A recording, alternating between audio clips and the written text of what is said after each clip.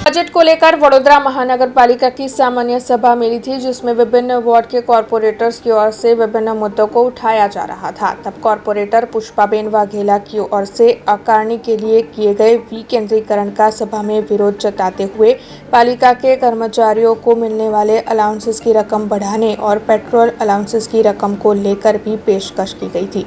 तो आइए आपको इस मामले में कॉरपोरेटर पुष्पाबेन वाघेला की प्रतिक्रिया सुनाते हैं। વડોદરા શહેરના નાગરિકો માટે આ વડોદરા મહાનગર સેવા સદન એ એક સંસ્થા કહેવાય અને આ સંસ્થાના અમે સૌ ટ્રસ્ટીઓ ગણાઈએ।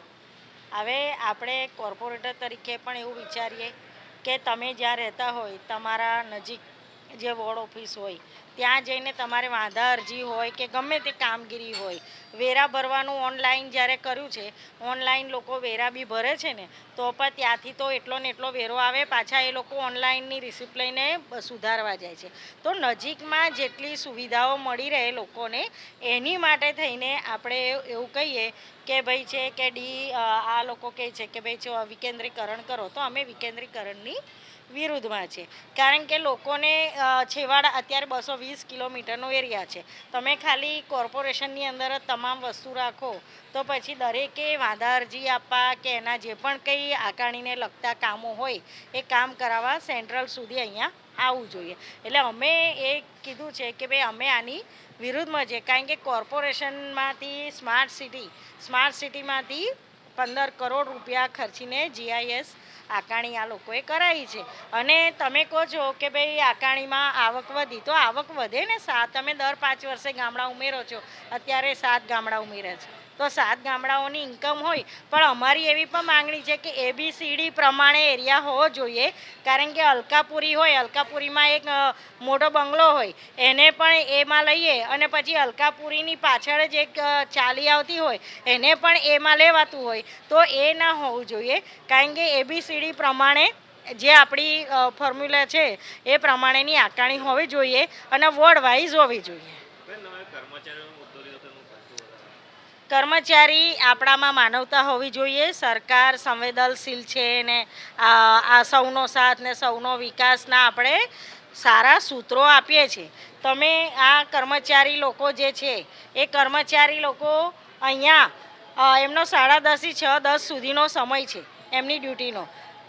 દરેક સભાની અંદર કે રેગ્યુલર કર્મચારી જ્યાં સુધી સભાસદ ના જાય ત્યાં સુધી એ પોતાના ઘરે જઈ શકતા નથી, બરાબર?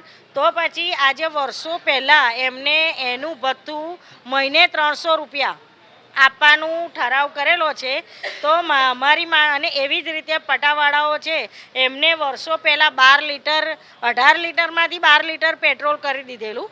તો અત્યારે અમારી માંગણી એવી છે કે આટલી બધી મોંઘવારી છે, 220 કિલોમીટરનો એરિયા છે, તો આ સભા શાખાના તમામ કર્મચારીઓ છે એને 300 રૂપિયા જે મહિને આપીએ છે, 10 રૂપિયા દિવસના, ત્યાં 10 રૂપિયામાં કોઈ પફાઈ નહીં આપતું, તો એના બદલે આ લોકોને 3000 રૂપિયા આપવાના કરે મહિનામાં, તો એ માનવતા કહેવાય। તમે ઓવરટાઈમ નથી આપતા, ઓવરટાઈમ એ લોકોને આપતા જ નથી। એ 8 કલાકની નોકરીમાં બીજા 5-6 કલાક વધારાનું કામ કરે છે। એવી રીતે પટાવાળા બી 220 કિલોમીટર એરિયામાં ટપાલ આપવા જાય છે, તો એમને પણ 20 લીટર પેટ્રોલ આપવામાં આવે ને પેલા કર્મચારીઓ છે એમને 3000 રૂપિયા મહિને વધારાનું ભથ્થું તરીકે આપવામાં આવે, એવી અમારી માંગણી છે। अब खबरों से लगातार अपडेट रहना हुआ आसान। BRG न्यूज आपके मोबाइल स्क्रीन पर।